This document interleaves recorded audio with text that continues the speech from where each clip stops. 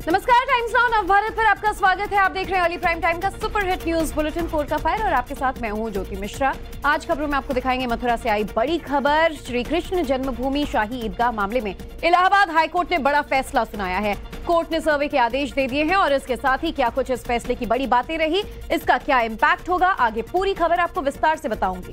नमस्कार, 4 का फायर में मैं हूं आपके साथ नैना यादव। साथ ही हम बात करेंगे संसद की सुरक्षा मामले को लेकर। सुरक्षा में चूक मामले में आज आखिर क्या कुछ हुआ है, संसद में क्या अपडेट्स हैं, विस्तार से बताएंगे। साथ ही आपको मुंबई दिल्ली की बड़ी खबरें बताएंगे। आपके शहर की हर बड़ी खबर होगी। दिल्ली में कहां एक बार फिर से तेंदुए का खौफ नजर आया है, वो भी जानेंगे।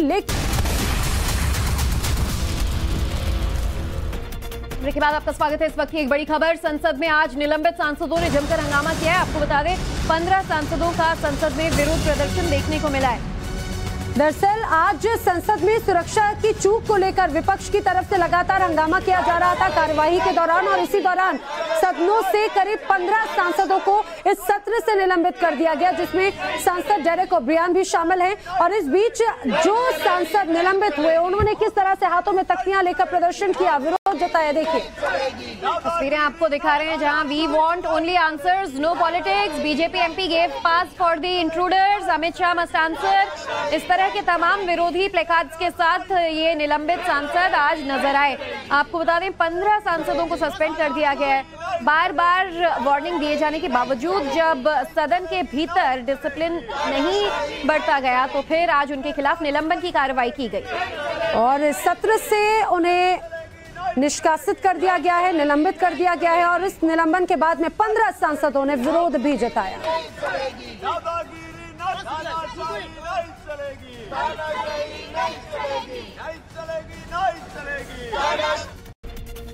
अब बात बिहार की करते हैं। बिहार के में सरकार में आपस में ही रस्साकशी चल रही है। वहीं पर इस बीच ऐसा लगता है कि पूरे राज्य में अपराधी बेखौफ हो चुके हैं। अपराधी ताबड़तोड़ घटनाओं को अंजाम दे रहे हैं। आखिर पटना से लेकर खगड़िया तक क्यों ऐसी घटनाएं जो हैं वो सामने आ रही हैं? क्या बांका सभी जगह बदमाशों ने यहाँ पर कहर बरपाया है? 3 हत्याकांड से इस वक्त पूरे बिहार की जनता डरी सहमी है। बिहार में फिर अपराधियों ने सरकार को चुनौती दी है, वो भी पटना में। पटना जिले के मसौढ़ी में एक शख्स की हत्या कर दी गई। राजा बिघा के पास कार के अंदर एक जघन्य वारदात को अंजाम दिया गया। अपराधी शव को गाड़ी के साथ छोड़कर फरार हो गए। मृतक की पहचान अब तक नहीं हो पाई है। हालांकि उसकी उम्र अभी 25 साल बताई जा रही है। फिलहाल कार के नंबर से पुलिस शव की शिनाख्त करने में जुटी हुई है। बताया जा रहा है कि गाड़ी 7 महीने पहले दिल्ली से खरीदी गई थी। अब आपको ये भी बता दें कि मसौढ़ी में ही 3 दिन पहले एक छात्रा की दिन दहाड़े गोली मारकर हत्या कर दी गई थी। 3 दिन बाद एक और हत्याकांड से सुरक्षा व्यवस्था पर सवाल खड़े हो रहे हैं। इधर बदमाशों ने ऑन ड्यूटी एक चौकीदार की भी पीट कर हत्या कर दी। घटना खगड़िया जिले की है। बताया जा रहा है कि शराब कारोबार का विरोध करने पर दिल दहलाने वाली इस घटना को अंजाम दिया गया, जिसके बाद पूरे इलाके में सनसनी मच गई। परिजनों का रो रो कर हाल बेहाल है। बेलदौर थाना इलाके के तिलाथी गांव में बदमाशों ने इस वारदात को अंजाम दिया। मृतक तिलाथी गांव का रहने वाला था। लोहे के रॉड और पत्थर से कुचलकर घनश्याम मालाकार की जान ले ली गई। आशंका है कि शराब धंधेबाज के खिलाफ कार्रवाई कराने के विरोध में चौकीदार को मौत के घाट उतार दिया गया। घटना के बाद बड़ी संख्या में आसपास के लोग इकट्ठा हुए। खगड़िया के एसपी अमितेश कुमार भी जांच के लिए पहुंच चुके हैं। वहीं एक और घटना बांका जिले के फुल्ली डूमर की है, जहां एक व्यक्ति ने अपने साले को गोली मारकर मौत के घाट उतार दिया। ये विवाद सिर्फ बाइक को लेकर हुआ था। झाझा गांव के अमित यादव ने अपने बहनोई सूरज यादव के नाम एक बाइक खरीदी थी, जिसे उसका बहनोई वापस मांग रहा था और इसी को लेकर दोनों के बीच विवाद था। घर वालों ने बताया कि बहनोई की ओर से बाइक मांगने को लेकर दोनों के बीच मोबाइल पर काफी विवाद हुआ। इसके बाद सूरज यादव अपने घर से ससुराल के लिए निकला, वहीं अमित भी गाँव से बाहर निकला। गाँव के मोड़ पर आते ही दोनों आमने सामने हुए। बहनोई सूरज यादव ने साले के सिर में गोली मार दी, जिसमें वो गंभीर रूप से जख्मी हो गया।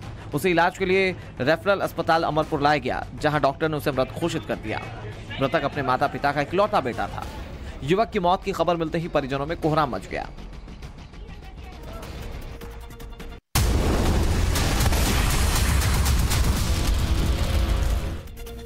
ब्रेक के बाद एक बार फिर आपका स्वागत है। बर्फबारी कई बार जिंदगी पर भारी पड़ जाती है। सड़क पर चलना तो छोड़िए, घर से निकलना लोगों के लिए मुश्किल हो जाता है।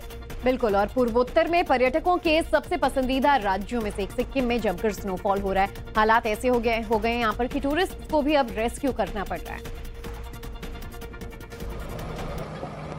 ये तस्वीरें सिक्किम की है, जहां बर्फबारी ने लोगों के लिए मुसीबतें खड़ी कर दी। बर्फ की इतनी मोटी परत शायद ही आपने कभी देखी हो। नॉर्थ सिक्किम में भारी स्नोफॉल की वजह से आवाजाही बाधित हो गई। इस सड़क पर तो कोई पैदल चलने की सोच भी नहीं सकता। उत्तर सिक्किम के लाचुंग इलाके में पिछले कई घंटों से बर्फबारी जारी है, जिसकी वजह से आम जनजीवन बुरी तरह से प्रभावित हो गया। सड़कों पर बर्फ ही बर्फ दिख रही है, जिससे यातायात व्यवस्था बुरी तरह से प्रभावित है। इधर सेना लगातार बर्फ हटाने का काम कर रही है। इस बर्फबारी में कई टूरिस्ट फंस गए। पूर्वी सिक्किम में रात कुल 1217 पर्यटकों को रेस्क्यू किया गया। इन्हें 17 माइल इलाके में पहुंचाया गया है। सिविल एडमिनिस्ट्रेशन के अधिकारी गंगटोक में उनकी वापसी के लिए कोऑर्डिनेट कर रहे हैं।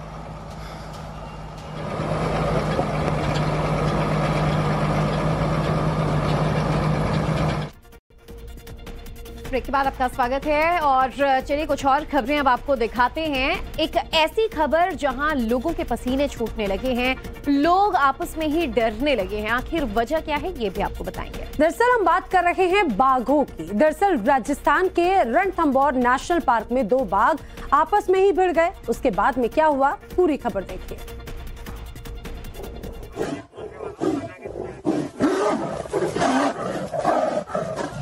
इन्हें जंगल का राजा नहीं कहा जाता, लेकिन इनका रुतबा किसी राजा से कम नहीं है। कई बार इनके बीच खूनी संघर्ष भी देखने को मिलता है। हम बात कर रहे हैं 2 बाघों के बीच हुई खूनी लड़ाई की, और ये लड़ाई हुई राजस्थान के रणथंभौर नेशनल पार्क में। यहाँ टेरिटरी को लेकर 2 बाघों के बीच जोरदार संघर्ष हुआ।